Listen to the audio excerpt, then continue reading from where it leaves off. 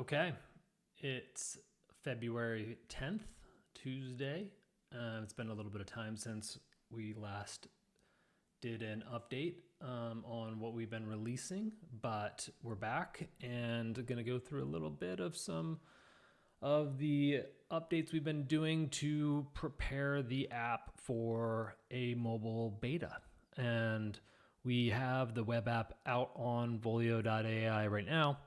And it's always been part of the plan to create a mobile version of this particular app. So the way that we've done that is used a technology called Capacitor to take the web app and then pretty much wrap it inside of a native container and then have that be able to be deployed to the App Store. And we, in fact, just over the last, say, week, got the app into TestFlight. And so that now I can, on my own, say, like invite myself or invite other folks, like folks that might be in the beta, to download TestFlight, which is an app from Apple, which then allows you to download this app, which is, say, pre-App Store or pre-production. And so this was a bit of a new experience for me, having, done a ton of web application work in the past, doing much in the mobile world, outside of design, hasn't, and specifically like walking a app through the App Store process, that hasn't been something that I've done a ton of. And so this was a little bit of an adventure for myself, but nonetheless able to get through it. Now that's actually all running and I have the app downloaded on my phone.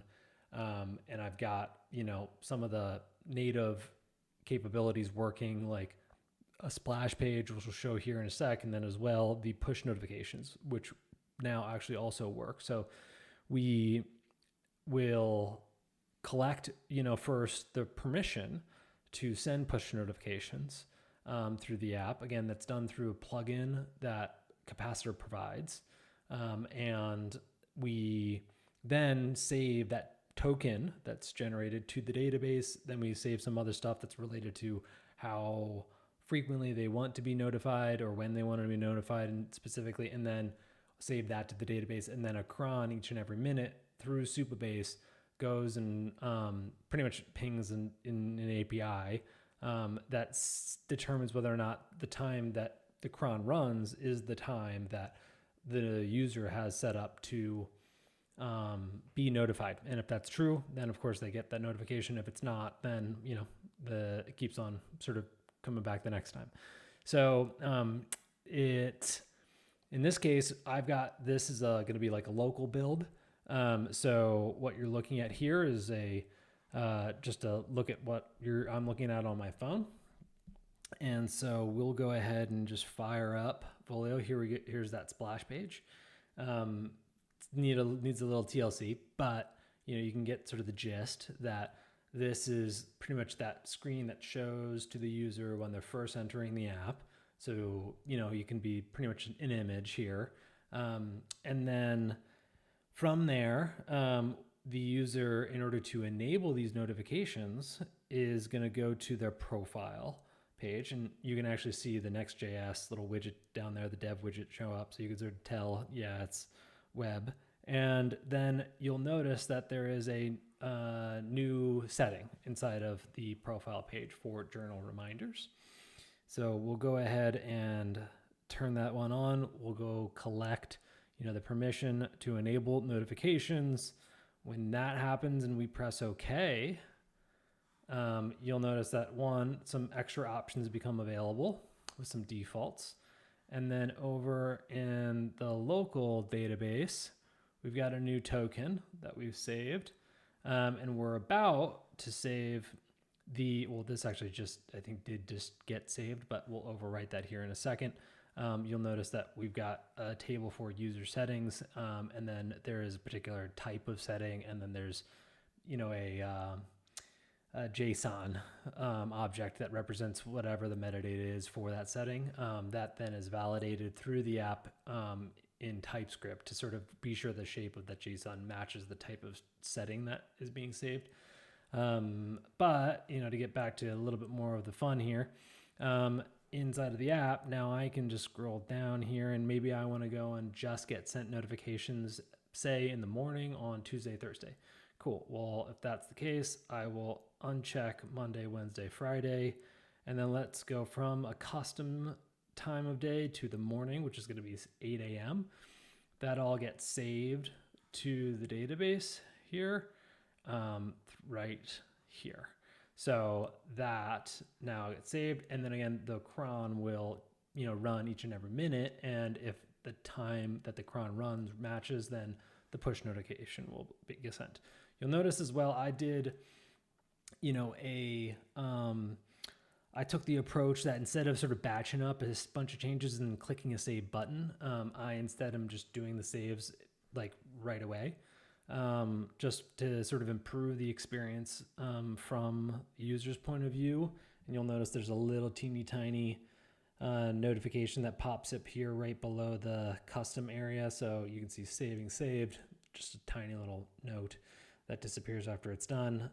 And after all that, we want to take a look at the notification itself. Let's do that.